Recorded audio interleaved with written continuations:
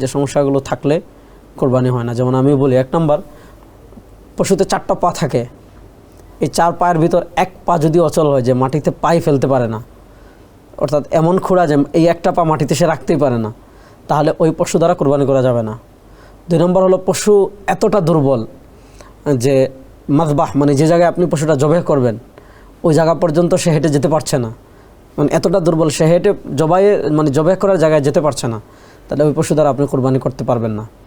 তারপর মনে করেন পশুর দাঁত নাই, অথবা এমন দাঁত, অধিকাংশ দাঁত এমনভাবে পড়ে গিয়েছে যে পশু এখন চিবিয়ে ঘাস খেতে পারে না, তাহলে ওই পশু দ্বারা আপনি কী করতে পারবেন না, কোরবানি করতে পারবেন না। পশুর শিং পুরোটা এমনভাবে ভেঙে গিয়েছে যে তার মস্তিষ্ক মানে মগজ নড়ে গিয়েছে, তাহলে এই পশু দ্বারা আপনি কী করতে পারবেন না, কোরবানি করতে পারবেন না।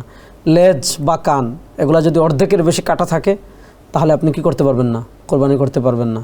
অর্ধেকের কম যদি হয় তাহলে আপনি কোরবানি করতে পারবেন। অন্ধ, দেখে না, এমন পশু দ্বারা আপনি কি করতে পারবেন না, কোরবানি করতে পারবেন না। এখন আরেকটা মশালা বলি, সেটা হলো আপনি পশু ক্রয় করেছেন, পশু ক্রয় করার সময় ঠিক ছিল, কিন্তু তারপরে এই সমস্যাগুলো তার ভিতর দেখা দিয়েছে। এক্ষেত্রে শরীয়তের মশালা হলো, আপনি যদি ধনী হন তাহলে আপনাকে ভিন্ন আরেকটা পশু দিয়ে কোরবানি করতে হবে, আর আপনি যদি দরিদ্র হন, মানে আপনার উপর কোরবানির ওয়াজিবই না, তাহলে আপনি এই পশুতে দোষ ত্রুটি প্রকাশ পেলেও আপনি এই পশু দ্বারা কোরবানি করে ফেলবেন।